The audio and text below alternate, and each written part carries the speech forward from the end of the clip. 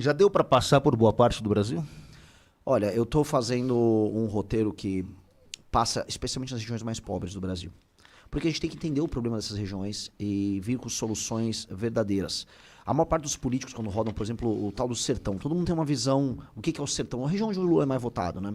Então, aquela parte que tem um agreste, aquela parte que tem um semiárido, regiões no meião de Pernambuco, meião do Ceará, Rio Grande do Norte, todas as regiões a gente passou e tentei entender o drama, por que tem baixa atividade econômica em boa parte dessas regiões, como é a indústria da compra de voto. E aí fui no Maranhão, que não é um semiárido, por incrível que pareça, o Maranhão, a gente identifica muito o Maranhão com pobreza, mas a terra no Maranhão é maravilhosa. A maior parte da terra no Maranhão é altamente plantável, inclusive muito agricultor, inclusive aqui de Santa Catarina, a gauchada também que veio pra cá, foi pra lá, foi virar fazendeiro, foi plantar soja. Então, um lugar que tem uma terra boa, mas infelizmente eles dispõem de uma praga, né, uma praga que ela precisa ser combatida, que é o político maranhense. Eu tô aqui pra falar pra vocês que eu prefiro ser atropelado por uma carreta do que ser governado por um político do Maranhão. É a pior classe política do Brasil, mas infelizmente eles mandam muito mais. Eu vou falar aqui, eles mandam mais até do que os paulistas. Eu sou de São Paulo. A política o Brasil é muito mais parecido com o Maranhão na sua política do que com São Paulo. Quando eu falo então de vocês aqui no Oeste Catarinense, vocês não têm praticamente representação política em Brasília. A voz de vocês não é ouvida. Mas a voz dos políticos de lá é muito ouvida. E infelizmente isso precisa ser mudado. E acho que também é assim uma forma de compreender que você tem as suas políticas enquanto governo, as políticas nacionais, mas o que vale para uma região não necessariamente vale para outra. Então, o Brasil é muito grande, né? A gente sempre diz que é um país continental, tem que compreender isso e ter ações assim diferenciadas dependendo da região, né? Sim, mas os parâmetros de avaliação têm que ser os mesmos. Porque a resposta que eu ouço dos políticos do Maranhão é essa. Aqui é diferente. Mas o que é diferente?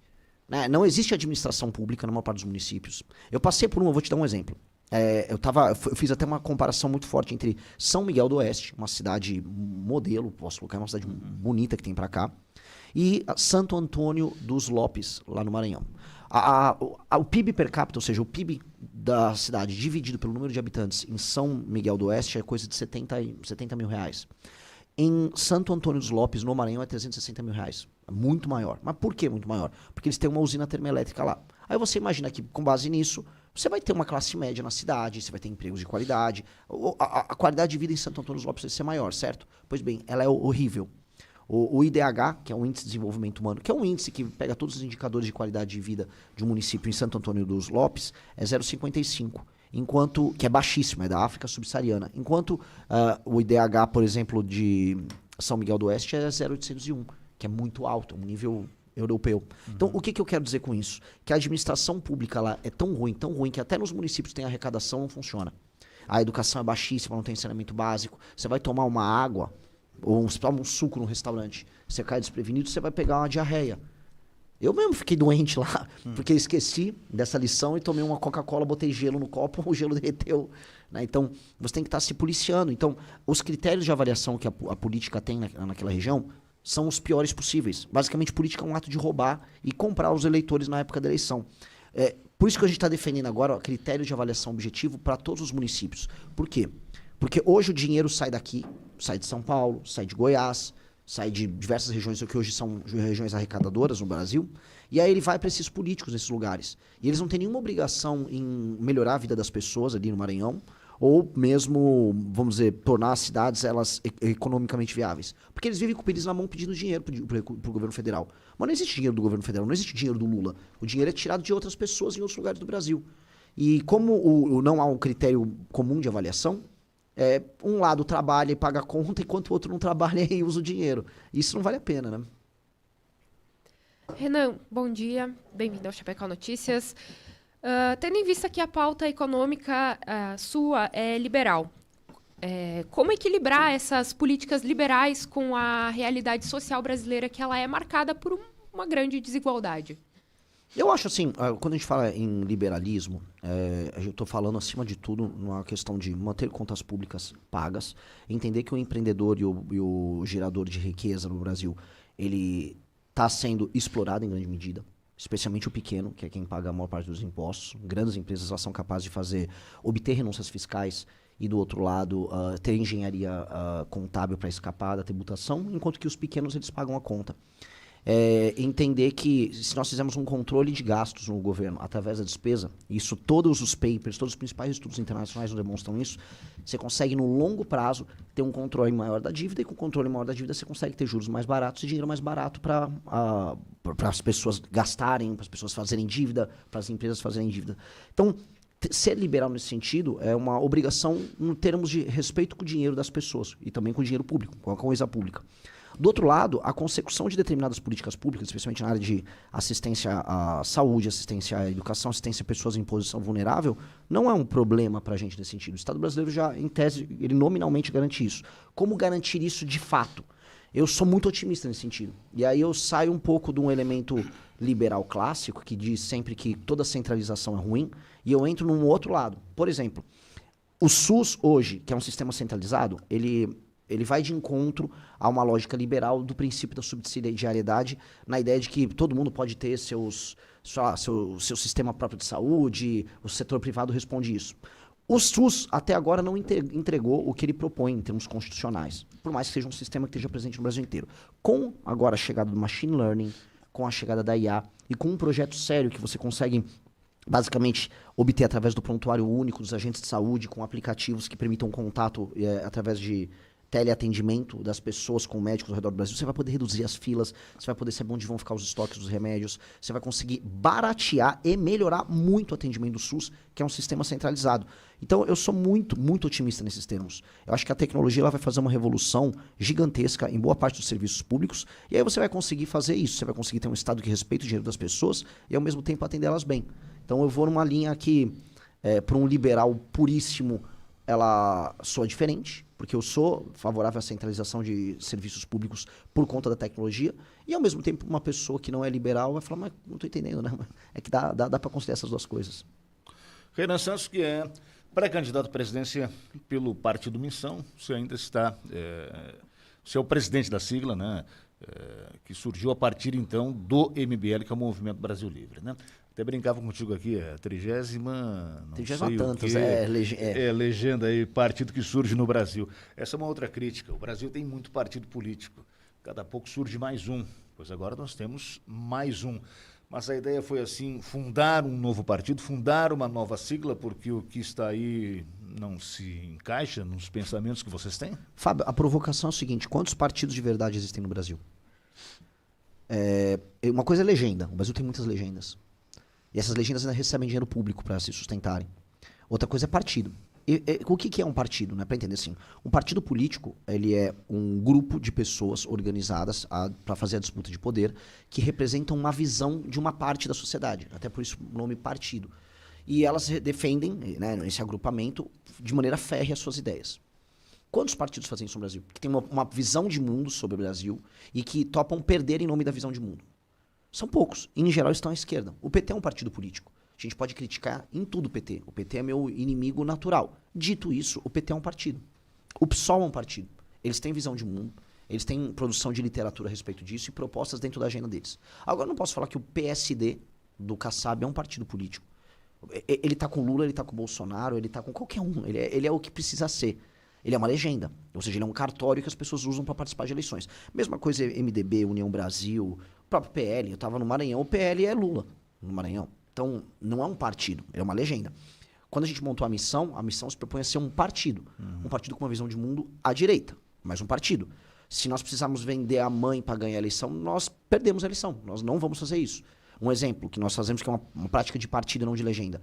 Então, logo eu montei o partido, eu virei um presidente de partido. Né? Então, comecei a ter que viver questões de presidente, que é, por exemplo, aparecer um deputado federal de várias regiões do Brasil aparecer e falou, me dá o partido aqui no meu estado, que eu te faço um deputado aqui, ou 2 deputados estaduais, e eu toco ele aqui, eu fico com a proporção do dinheiro que vier, tá? E aí o partido vai andando, porque essa é a regra do jogo.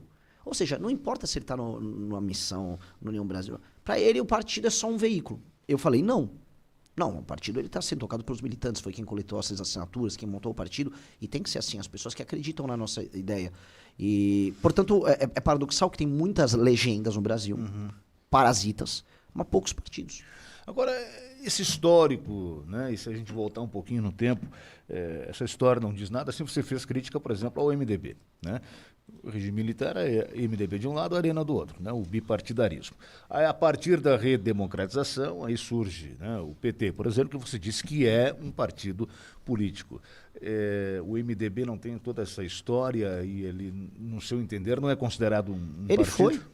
Ele foi um partido. Foi e não é mais. Ele foi. Alguns que estão aí já existiram lá no passado também, depois foram Sim. reativados, né? Porque o MDB, ele, né, quando houve o Não sei se você coloca a antiga Arena, o PDS, hoje o ele foi um progressista no partido. mesmo... Ele foi um partido. É a mesma... Ele Tá foi na um mesma partido. situação do MDB, por exemplo? Tá. Porque os partidos eles perderam a razão de ser a partir do momento que eles não têm um programa. Se você pegar, por exemplo, eu tive que fazer esse estudo. Estudar o programa partidário de todas essas legendas. Do PP, do União Brasil, que é o antigo PFL. Se for pegar os filhos, né, Agora vai ter União Progressista, com a fusão. E eu for pegar também o próprio PSB, os partidos mais de centro-esquerda, você vai olhar ali, tudo mais ou menos a mesma coisa, são platitudes, defesa da democracia, garantir direitos, livre mercado, mas com responsabilidade. É uma sopa de letrinhas com, vamos dizer, que é uma carta de Papai Noel, com vários desejos, mas não tem um programa claro. A gente tem que ter um programa claro. O partido do a Argentina tinha mais ou menos esse mesmo problema. Aí em El Salvador também. Quando o Milei montou o Liberdade Avança e o Bukele montou em El Salvador o Nuevas Ideias, eles montaram um programa de direita para os países deles e um partido. E eu acho que não tem, assim, na democracia você tem que ter partidos. Se a pessoa quer montar um partido de esquerda, que seja em si um partido de esquerda, ok, monta seu partido de esquerda, defenda seu programa de esquerda e a gente debate, se enfrenta nas eleições. É do jogo. O que eu não gosto é o partido genérico. Porque no partido genérico você pode estar em qualquer governo, a qualquer momento, se você é situação e oposição ao mesmo tempo. E aí você permite que exista uma coisa que é o centrão, que é a coisa, para mim, mais deletéria que tem na política brasileira. Eu sou ideologicamente parte de um grupo que é de direita. Meu adversário natural em termos de aplicação de políticas públicas é a esquerda. Agora, o maior problema do Brasil é o centrão, que é a ausência de propostas. Essa ausência de propostas... Porque politicamente falando, partidariamente falando, a esquerda está muito mais organizada do que a direita. Muito mais. Quando eu montei o nosso partido, eu estudei o que a esquerda fez. Eu peguei as experiências internacionais de esquerda, entender como funciona a militância, formação de pessoas, formação de pensamento. E a esquerda está muitos passos na frente. E eu acho que o meu campo político ele tem que se organizar. E eu acho que a direita no Brasil... ela nem sequer existe como grupo político organizado. A direita no Brasil é um grupo de pessoas produzindo conteúdo em rede social. Esse é um problema da direita. Muito desorganizada. Então, se organizar, basicamente estrutura como força política. É aquela ideia dos 300 de Esparta, né? Uma minoria organizada derruba uma maioria desorganizada. Então, a gente tem que se organizar. Isso é obrigatório. Renan Santos, fundador do MBL, presidente do Partido Missão, pré-candidato à presidência da República, conosco hoje nesta manhã. Renan, você falou agora sobre essa questão da internet, né, e da organização. Hoje em dia é inegável que grande parte da movimentação política acontece através da internet. E eu queria entender um pouco da tua visão a respeito da campanha política, da pré-candidatura e a movimentação na internet em relação ao Partido Missão, que é um partido que, a princípio, é relativamente novo, né, e está aí se consolidando agora na política brasileira. Olha, essa é uma pergunta que me traz um desafio muito grande, né? Porque, veja, dentro do campo da direita, vou falar dentro do antipetismo, nós não somos majoritários. Né? O bolsonarismo é uma força política maior, ainda em redes. Agora, como nós somos mais organizados, até juntando essa sua pergunta com a pergunta anterior, a gente consegue ser proporcionalmente mais forte do que eles, mesmo sendo menores. Então, saiu uma pesquisa agora que o meu engajamento em redes sociais, dentre todos os pré-candidatos, é 5 vezes maior, em termos proporcionais, que o do Flávio Bolsonaro, que é muito maior do que eu. Em termos de militância em redes sociais, a gente está mais organizado, a gente produz conteúdos de maneira mais coesa, e a nossa militância consegue fazer um barulho desproporcionalmente maior. É uma mistura de engajamento na tese, tem um pouco de elemento de personalidade, por mais que eu não me ache a pessoa mais carismática do mundo, e tem um elemento de...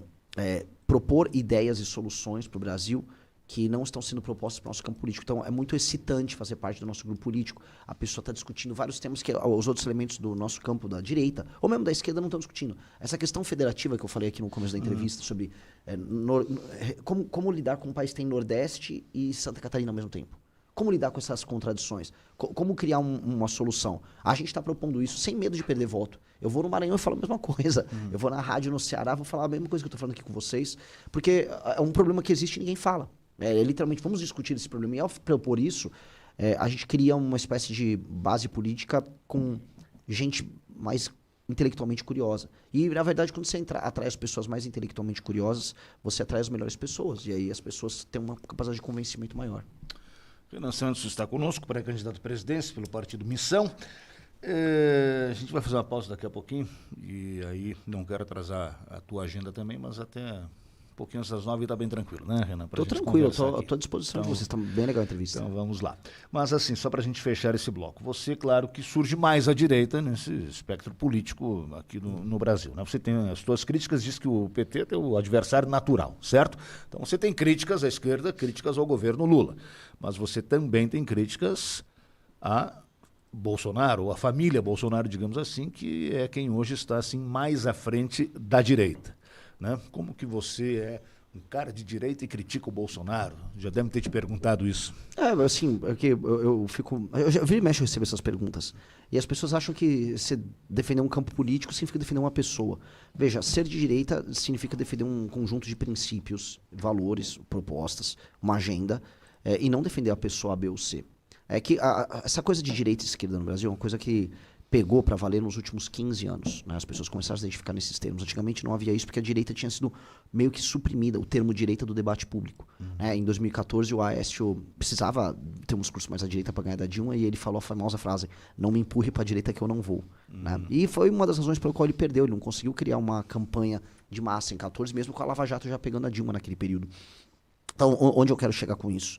Que as pessoas estão aprendendo ainda essa questão da cultura política. Para muita gente, ser de direita é ser Bolsonaro.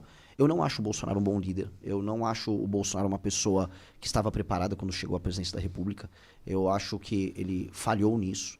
E ele cativou muitas pessoas, e muita gente acreditou nele como essa liderança. E perdeu. Não estou falando só ele teve uma derrota eleitoral para o Lula. Ele perdeu o embate que ele tinha, ou o suposto embate que ele tinha com o sistema. Ele também tinha vícios de origem, especialmente com o filho dele, Flávio. E todas as vitórias que a direita nascente no Brasil obteve na década passada, a prisão do Lula, as vitórias obtidas com a Operação Lava Jato, as próprias reformas que passaram, elas foram ou derrubadas ou mitigadas no governo do Bolsonaro. Então, o Bolsonaro tem que fazer, vamos dizer, uma leitura crítica daquele período, se quiser continuar, vamos dizer, dentro do debate público de maneira honesta, e falar onde eles erraram, mas eles nunca assumem os próprios erros. Pelo contrário, é sempre culpa do outro. Não, fui sabotado por isso. Não, olha só, houve erros estratégicos muito grandes ali. E tem um outro problema, que é o bolsonarismo é hegemonista. Então, se você faz uma crítica dentro da direita para o Bolsonaro, você vai ser cancelado. Muita gente aqui, de Chapecó, inclusive, foi cancelado, foi atacado porque não quis aceitar que o Carlos Bolsonaro tem que ser o candidato por Santa Catarina. E foi atacado. E você não pode dar um pio. Não,